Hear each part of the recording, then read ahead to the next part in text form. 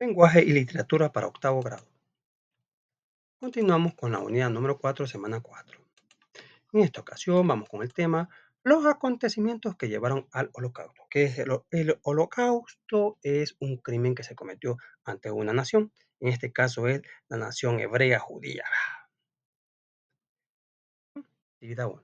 En equipo, escriben algunos elementos que les permiten identificarse como ciudadanos salvadoreños. En esta actividad 1 vamos a explicar a las cosas que nosotros tenemos derechos como ciudadanos, como salvadoreños. Basado en eso, vamos a explicar a qué derechos los judíos se les quitaron durante aquella época del año de 1930 en adelante. Dice la primera pregunta. Actividad 1 en equipo. Escriben algunos elementos que les permiten identificarse como ciudadanos salvadoreños. Puedo acceder a una escuela, dice. Tengo derecho a hacer uso de los hospitales. Tengo libre circulación. Puedo andar donde me dé la gana. Describan la manera en que las leyes y las diferentes instituciones estatales garantizan el acceso a la salud, la educación, la libertad de religión y la recreación. En lo que es la salud y educación se evidencia el acceso al servicio porque es gratuito y de calidad para los ciudadanos. En la libertad religiosa se evidencia porque en el país hay muchas religiones y el ciudadano puede asistir a la que le guste o le convenga. En lo referente a recreación, se le garantiza porque cada localidad se encuentra un parque, una zona verde y una cancha donde el ciudadano puede asistir en el momento que lo desee. Dice, indique de qué manera cambiaría la forma de vida si se suspenden las garantías establecidas, en que se convertirían en personas vulnerables a cualquier situación como desprecio o discriminación. Elabora una lista de acciones estatales y ciudadanas que permiten mantener los derechos y las garantías. Tenemos los derechos a la salud, derecho a la vida, derecho a la libertad, derecho a la de igualdad, derecho como ciudadano. Escriban de qué maneras se debe proceder en situaciones que pongan en riesgo el incumplimiento de la garantía señalada. Hay que acudir a una institución que aboga por los derechos del ser humano, como la Procuraduría General de la República, Derechos Humanos, Fiscalía General de la República, entre otros. Mm, Según el caso, así es, digamos, si hay una situación para las mujeres, hay instituciones que se encargan de defender los derechos de las mujeres, de los derechos del LGTB también, derechos al niño y derechos al adulto mayor. Continuamos. Va. Actividad 2. Completen en el cuaderno la tabla de la información que tienen sobre el holocausto. Va. ¿Qué fue? Ocurrió un exterminio. ¿Dónde sucedió? En todos los territorios alemanes. ¿Quiénes fueron los involucrados? Los judíos fueron víctimas de los nazis. ¿Cómo terminó? En la Segunda Guerra Mundial. Actividad 3. Ese es el sentido de la vida. Primo Levi. Vamos a lo que dice este Primo Levi. La convicción de que la vida tiene una finalidad está grabada en todas las fibras del hombre. Es una propiedad de las sustancias humanas. Los hombres libres llaman de sustancia de muchas maneras a esta finalidad y sobre su naturaleza y piensan hablar mucho, pero a nosotros la cuestión es muy simple. Aquí estoy, aquí y hoy. Nuestra finalidad es llegar a la primavera de otras cosas. Ahora no nos preocupamos. Detrás de esta meta no hay otra, ahora otra meta. El sentimiento manifiesta el primo Levi en el texto: tristeza, miedo, inseguridad, angustia por lo que le pueda pasar. ¿Por qué consideras que escribió la frase? Nuestra finalidad es llegar a la primera. De otras cosas ahora no nos preocupamos. Detrás de esta meta no hay otra, ahora otra meta. Pues está al borde del exterminio. Solo espera por lo menos ver la primavera antes que le llegue eso. Continuamos. Profundización. Con la llegada de los nazis al poder, la situación de los judíos fueron volviéndose cada vez más hostil. Durante el periodo de 1933 a 1939, la violencia contra la población judía pasó de una violencia espontánea a una violencia legal y metódica.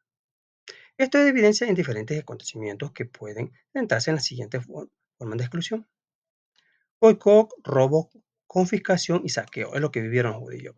En este aspecto destacan las formas de robo, saqueo, boicot perpetradas contra las actividades económicas de la población judía de manera organizada o espontánea. La siguiente acción.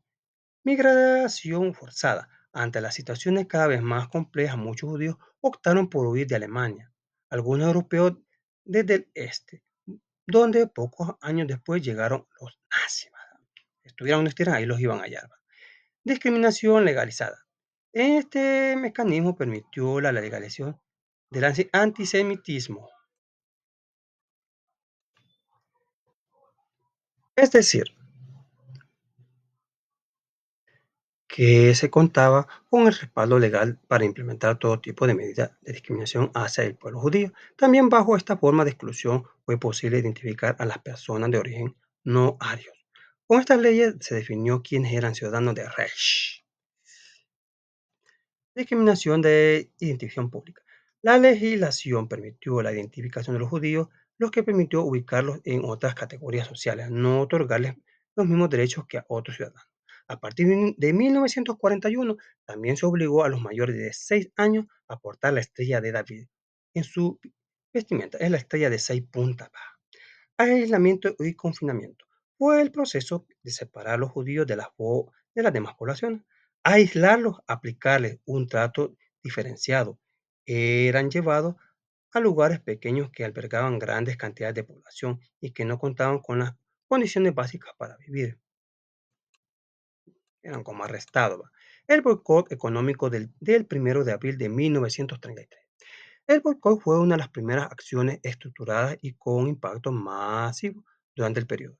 El 1 de abril de 1933 se ordenó que los miembros de la SS y la SA evitaran que las personas entraran a los negocios de las personas judías ya, y por tanto no adquirían bienes ni servicios de ellos. Documento 2.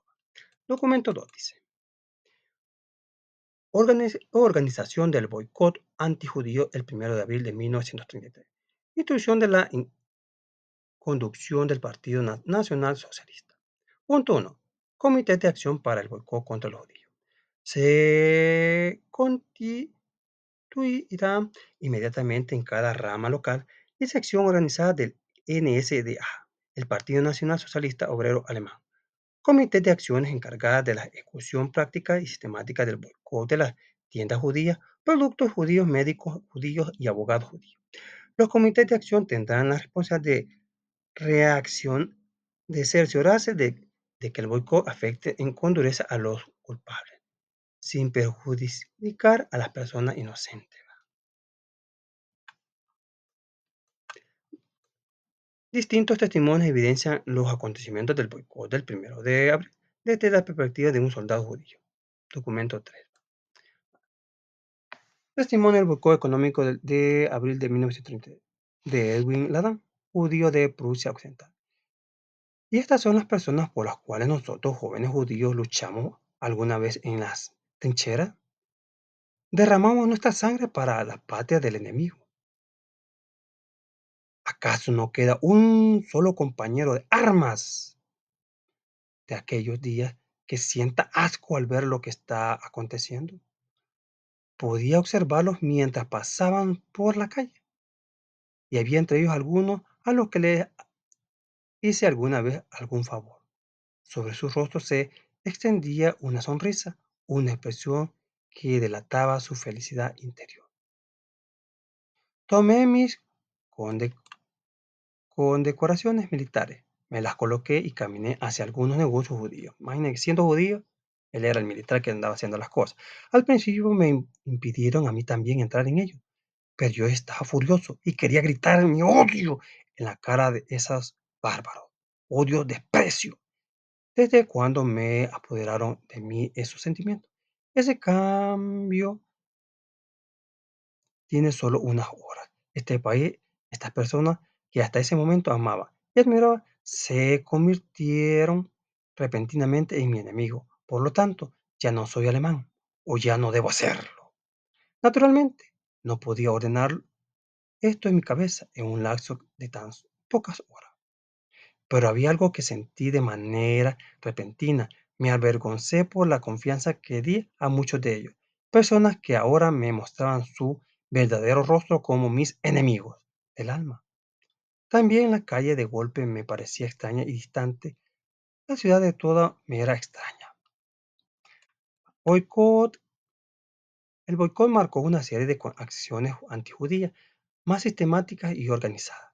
La población judía iba reaccionando de forma diferente, sin embargo, gradualmente se fueron limitados su espacio de participación y sus derechos. Actividad 4. En pares. Desarrollan la habilidad de interpretación histórica. Para ello respondan. ¿Cuál fue el principal objetivo de los nazis al implementar los boicots de 1933? Fue discriminar y perjudicar a la comunidad judía en Alemania, que querían limitar su participación en la sociedad y en la economía, creando un ambiente hostil y fomentando el odio hacia ellos, a quienes se les considera culpables e inocentes según el documento. Se considera culpable a los judíos y los inocentes eran los ciudadanos europeos que tuvieron tratos con ellos. ¿Cómo cambia la perspectiva de Edwin Lanza con respecto a su país, en que le da asco todos los acontecimientos que la nación le causa a los judíos? ¿A qué hace referencia cuando en su testimonio dice, por lo tanto, ya no soy alemán o ya no debo serlo? En que le da vergüenza llamarse ciudadano alemán y siente que ya no debe serlo. ¿Cuál fue la forma de actuar de Edwin Landa ante los acontecimientos? Él es un militar que llega a un establecimiento judío, siendo él igual. Al principio no le lo dejan entrar, lo que hizo que se enojara. En este momento, él siente que desea gritarle un par de cosas impulsados por el odio. Se siente que él toma rencilla tanto a su gente como a la nación por lo que acontece. O sea, como que una lucha decía, así no va. Encuentra diferencia entre los dos documentos referentes al boicot, en qué elementos coinciden. Diferencia en el documento 2. Se dice que solo saldrán afectados solo los judíos, menos los que les rodean, aunque trabajen para ellos. Pensamos que ellos pueden ser los inocentes que se mencionan. Diferencia en el documento 3, pues expone que un militar judío, entre los militares que ejercían el labor de terror hacia los judíos, se encontraban su propia gente. O sea, habían judíos dentro de la guardia. En lo que coinciden ambos elementos está que en que había odio y desprecio para exterminar a la raza judía. En eso es que siento que coinciden. Vamos con las leyes de Nuremberg. En 1934, Alemania estaba bajo el control de los nazis, liderados por Hitler. Los nazis querían formar una comunidad nacional en la que todos fueran iguales y se unieran en torno a su líder, lo que implicaba eliminar de la sociedad alemana a todos los que no compartieran los valores de su ideología. Además, el racismo los llevó a marginar, a perseguir a todos los grupos considerados distintos, en particular a los judíos, quienes eran considerados una raza inferior a la suya. Para lograr esta purificación racial, emitieron leyes que discriminaban a los judíos, privándolos de sus derechos y expulsándolos de la sociedad. Las leyes raciales de Nuremberg de 1935 limitaron aún más los derechos de los judíos, negándoles la ciudadanía y restringiéndolos su matrimonio y su reproducción. No los permitían casarse para que no tuvieran hijos. Muchas personas alemanas fueron excluidas de su país sin saber que tenían ascendencia judía. Imagínense. Fueron dos las leyes principales que promulgaron, las cuales se originaron otros decretos. Leyes de la ciudadanía del Reich. Establecía que un ciudadano del Reich es un súbdito del Estado de sangre alemana o de afinidad consanguínea. Además, que son los únicos que tienen plenos derechos políticos. Solo el que tenía sangre alemana tenía derecho a todo lo del Estado. Los demás no. Número 2. La ley para la protección de la sangre y el honor alemán. Prohibía el matrimonio entre alemanes y judíos, tanto en Alemania como en el extranjero. También prohibía que los judíos emplearan en sus casas a mujeres alemanas menores de 45 años. Asimismo, se prohibió a los judíos enarbolar la bandera alemana y a la del Reich. Se les autorizó usar colores judíos. Me imagino que debe ser el azul y el blanco. De forma paralela, las imposiciones legales se dio en un proceso de exclusión social y cultural, ya que se prohibió a los judíos formar parte de clubes y equipos deportivos, sentarse en las bancas de las plazas y de los parques, y hasta tener animales domésticos. A partir de la promulgación de las leyes de Nuremberg, la vida de la población judía cambió y el antisemitismo fue incrementándose en las diferentes esferas sociales, hasta el estallido de la violencia en 1938 con el programa nazi, que inició la violencia contra los judíos, sus comercios y las sinagogas. Continuamos. Vamos con la Kristallnacht o Noche de los Cristales Rotos. La Kristallnacht o Noche de Cristales Rotos consistió en una serie de ataques violentos contra comercios, casas y propiedades de los judíos, así como el asalto y la destrucción de la sinagoga. Entre los otros actos antisemitas del documento 4, esto se dio en la noche del 9 al 10 de noviembre de 1938, lo que fue organizado por el régimen nazi. La denominación de Noche de los Cristales o Noche de los Cristales Rotos se debe a la cantidad de vidrios que cubrieron la calle como producto de las agresiones. O sea que esta Noche de los Cristales Rotos comenzó el 9 de, digamos, fue un sábado 9 de noviembre de 1938 y terminó en la madrugada del día. ¿Va? Yo creí que había durado 2 días, no un solo día, pero comenzó, recuerde que la noche comenzó el 9 y termina el 10. ¿Va? Este suceso marcó el uso de violencia y el terror contra la comunidad judía, que estaba precedido por ordenamientos jurídicos como la ley de Nuremberg y que irigía incrementando hasta llegar a los asentamientos masivos en el campo de concentración de exterminio. Testimonio de la Kristallnacht, Noche de los Cristales Rotos. Veamos lo que dice el primer testimonio. Son dos. Va. En la mañana del 10 de noviembre, mientras viajaba, como todos los días, en mi automóvil hacia el trabajo, pasé por la sinagoga y vi que su cúpula estaba en llamas. Sentí un temblor en todo el cuerpo. Cientos de personas estaban ahí paradas y los bomberos solo se limitaban a controlar el fuego para que no pasase a las casas vecinas. Eran racistas también hasta los bomberos. Cuando me encontré con más, supe que también en Frankfurt y en Mainz había sido incendiada la sinagoga y destruido los comercios judíos y que muchos hombres fueron arrestados en las calles y más aún muchas viviendas particulares fueron atacadas brutalmente. Vamos al el segundo testimonio que es. En la noche del domingo, alrededor de las 6, el tren paró en la estación de Weimar, la ciudad de Gochen. Las cosas que acontecieron en este momento en el túnel que estaba entre los andenes quedaron grabadas en mi memoria para siempre. Vagón por vagón, fuimos obligados a descender del tren y correr a lo largo de las vías hasta el túnel, mientras nos golpeaban con las culatas de las armas. Pobre el que tropezaba o caía por la escalera. Lo más leve que le acontecía era que todos los que venían atrás lo pisoteaban al pasar, le pasaban encima.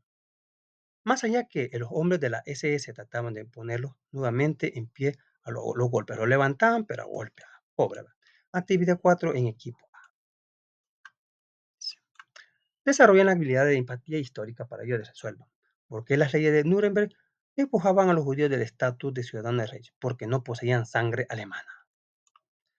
¿Qué implicaciones tuvo la población judía? Se les quitaron todos los derechos políticos. ¿Cómo impactaron las leyes de Nuremberg en la forma de vida de los judíos? En que se les limitaron aún más los derechos. Aparte que ya estaban limitados, ya se les negaron más, negándole a la ciudadanía y restringiéndole sus matrimonios y su reproducción. ¿Va?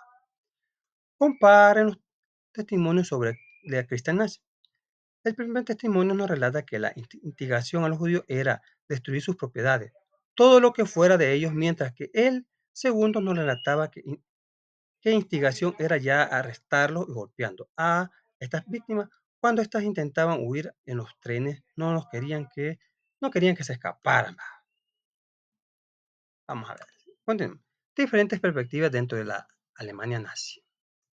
En el gobierno del nazismo se manifestaron diferentes perspectivas ante las directrices y acciones implementadas por el gobierno. y sus simpatizantes. Sin embargo, también hubo personas que de diferentes formas expresaron su descontento e incluso resistieron cuando lo impuesto estaba en contra de sus convicciones. Colaboradores, vamos, fueron las personas que acogieron la ideología nazi y participaron en diferentes esferas en acción según las directrices del rey. Muchos de ellos fueron perpetradores directos en este contexto y en los años posteriores. También hubo personas que para evitar problemas optaron por no tomar partido ante las acciones de los nazis, mostrando indiferente ante las injusticias. Sea, ya estaban renunciando, ya estaban de acuerdo con lo que estaban haciendo. La resistencia no judía. En 1933 y 1945 hubo muchos grupos de resistencia a los nazis, entre ellos miembros de diferentes grupos religiosos y políticos. Además, hubo quienes, a pesar de las circunstancias, se mostraron firmes en sus convicciones, conscientes de que tal vez eso podía impedir hasta su vida. Porque después de ellos seguimos nosotros, ¿verdad? Así que mejor ayudemos. Tenemos el primero, Auguste Lademesser. Se unió al partido nazi en 1933 y fue expulsado en 1935 por haberse casado con Irme Ecker, una mujer de origen judío. De una forma u otra no querían judíos en- en su grupo, con quien tuvo dos hijas en 1937. Fueron capturados y llevados a campos de exterminio. Imagínense, aún siendo alemán, fue llevada al exterminio. Ricarda Honch. Por orden del Estado alemán, la Academia Prusiana de las Artes requirió que sus miembros rindieran el juramento de lealtad hacia los nazis.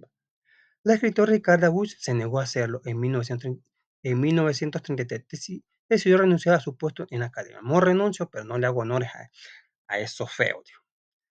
La Rosa Blanca fue un movimiento fundado por los jóvenes estudiantes Han y Sophie School, Christopher Brock, Willy Kratt, entre otros, que denunciaron los crímenes del régimen nazi por medio de panfletos y otras formas de resistencia. Los hermanos Kroll finalmente fueron capturados y ejecutados en 1943.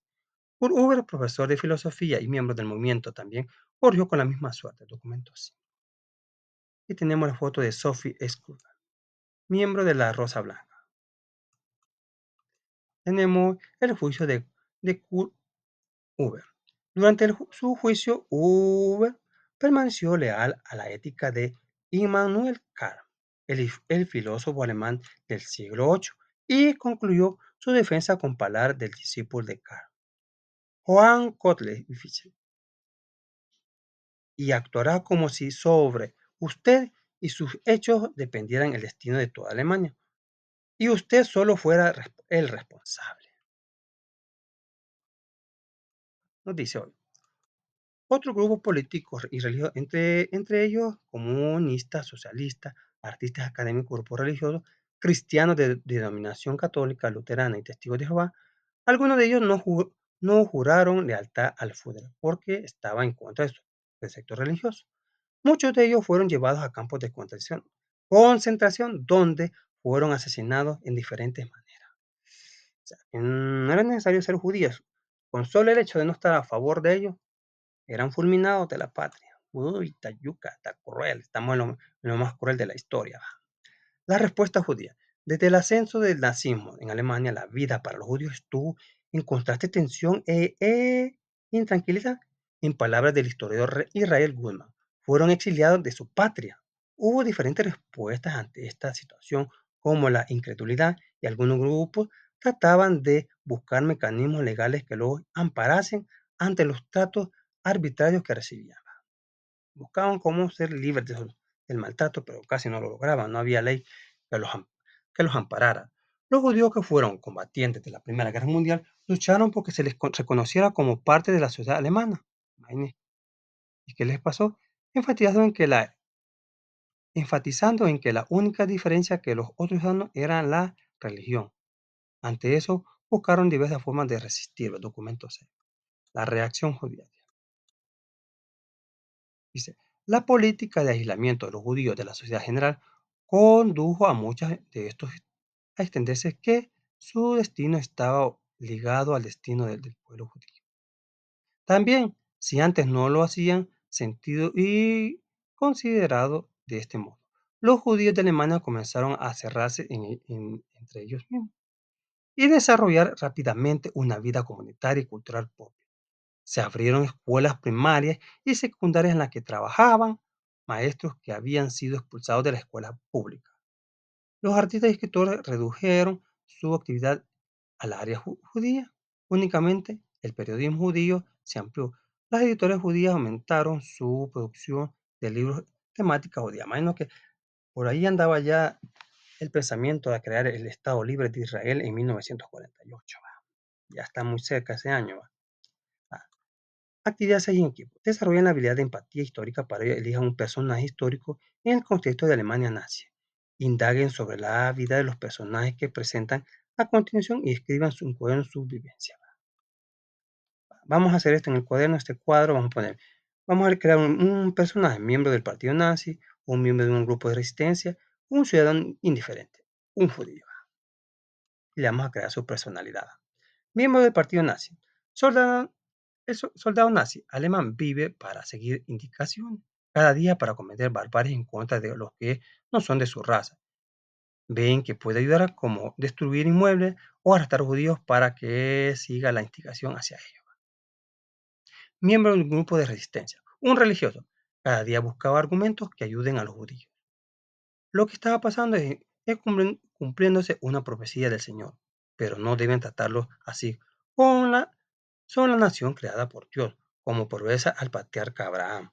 Debemos ayudarlos porque el propio Dios dijo, bendeciré a los que te bendijeres y maldeciré a los que te maldijeren, dijo. Además, son humanos, creación de Dios. Vamos a ver en ciudadano indiferente. Un comerciante alemán. Me da lo mismo. No me pone ni me quita. Yo vendo lo mismo. Mientras no toque a mi familia, esos grupos que hagan y deshagan, ¿qué importa? ¿Qué me importa? Oramos con un judío. Cada día, cada día daba gracias a Dios de Abraham porque lo guardaba. Aún, aún no le ha llegado el día que sea arrestado y llevado a los campos de concentración. Ruega al Eterno que sus compatriotas estén bien, salgan ilesos, esa situación acabe de una vez. Compara las experiencias de cada uno. El soldado nazi solo vive para hostigar a los judíos. El religioso, miembro de un grupo de resistencia, busca la manera de evitar más barbarie. El comerciante no le importa nada. El judío, con miedo a que llegue el día de ser arrestado. Escriban qué aprendizaje puedas destacar de las acciones y experiencias de cada uno de los personajes. Vale. Con el soldado nazi se aprende que la maldad solo vive para atacar. ¿Va? Con el religioso de la resistencia se puede aprender que debemos hacer el bien y no miremos a quién va. Con el comerciante podemos aprender que hay que evitar mantenerse sin problemas. Con el judío podemos aprender a ser agradecidos con Dios porque lo ha guardado del mal. Vamos con lo siguiente. Dice, consolidación, actividad en equipo. Redacten una noticia en alguna de las acciones antijudías que se estudiaron. Vamos. Incorporen los siguientes elementos. Año y fecha del lugar de acontecimiento, actores involucrados, población judía, simpatizantes, nazi y el gobierno, entre otros.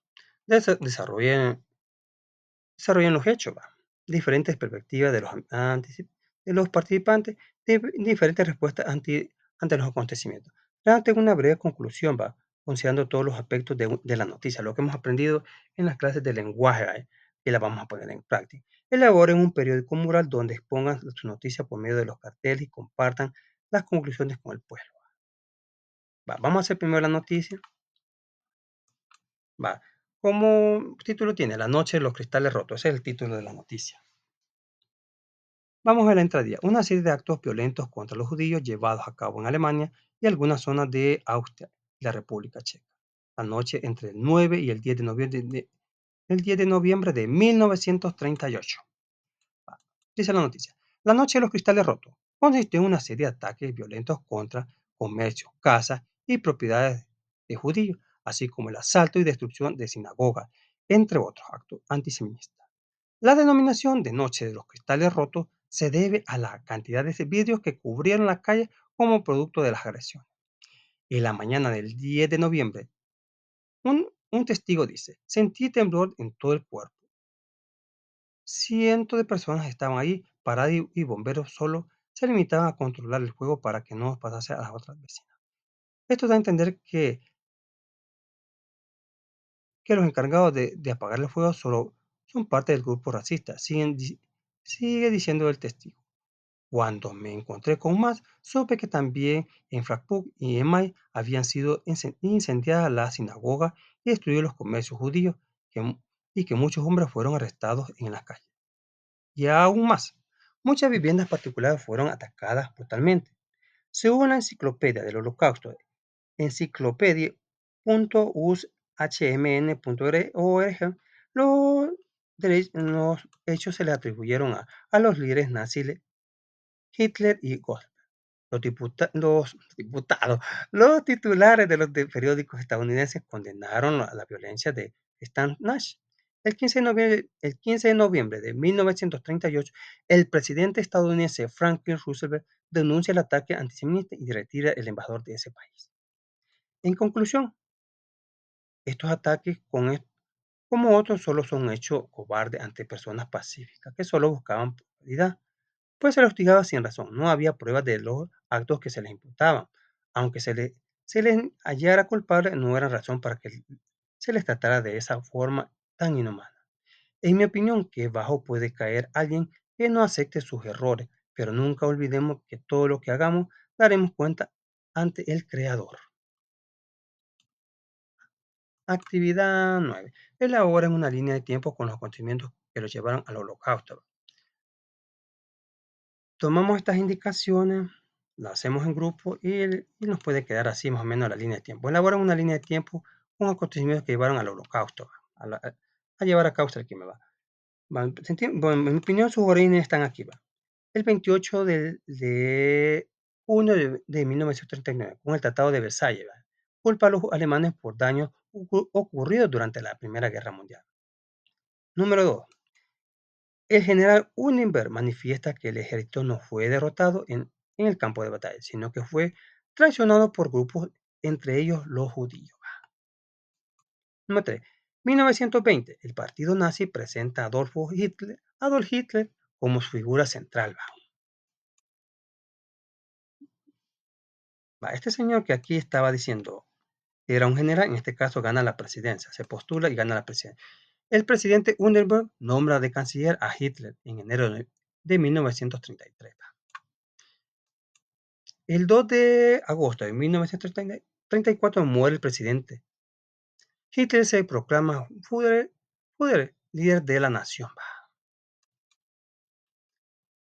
Y en la mañana del 10 de octubre de 1938, pero el 10 de noviembre, 10 de noviembre de 1938, los judíos que van en un tren son obligados a bajarse y golpeados. El 7. Llegando hasta 1939, la violencia a los judíos pasó de una violencia espontánea a una violencia legal y metódica. Bueno, es así como pensamos que llegó el holocausto. ¿Va? Una vez terminó, digamos, pasó de una violencia significante a una violencia legal. ¿Va? Era legal exterminarlo. ¿Va? Eso pensaban, vamos, pero como decimos, de todo se dará cuenta. ¿Va? Y las profecías se estaban cumpliendo, que dijo el Señor, no lloréis por mí, sino llorar por sus hijos. ¿Va? Lamentablemente que eso llegó a pasar. ¿Va? Bueno, siento que esto sería todo. Muchas gracias por su atención. Nos vemos hasta la próxima. Muchas bendiciones.